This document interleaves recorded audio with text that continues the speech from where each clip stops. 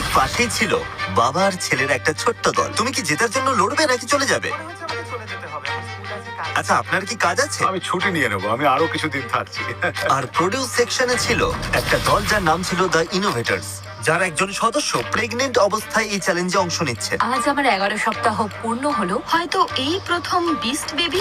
আর গলিগুলোতেও কিছু বাড়তি দল ছিল। তোমরা তো একদম ব্যারিকেডের মধ্যে রয়েছো, মনে হচ্ছে ঠিক যেন জম্বি অ্যাটাক শুরু ও হয়েছে। হ্যাঁ, আমরা চারদিক বন্ধ করে নিয়েছি, আমরা তৈরি। গুড মিথিক্যাল মর্নিং বন্ধুরা।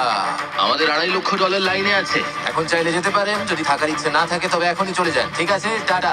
হ্যাঁ বস, আমি এখানে চিরকাল থাকতে রাজি। তৃতীয় দিনের সকালে মানুষ এই স্টোরে ঘুমানোর বিভিন্ন অদ্ভুত সব উপায় বের করতে শুরু করলো। বা ওরা এখানে দুটো চমৎকার বিছানা বানিয়ে নিয়েছে। বুদ্ধি আছে তো? আরে তুমি তো দেখছি তাকের উপর ঘুমাচ্ছ। হ্যাঁ, এটাই আমার পুরোপুরি বিছানা। এটাই এখন নতুন ঘুমানোর ব্যবস্থা। পেছনের এই সেটআপটা সত্যিই দারুণ। এই জিনিসটা ন্যাপকিন দিয়ে ভরা।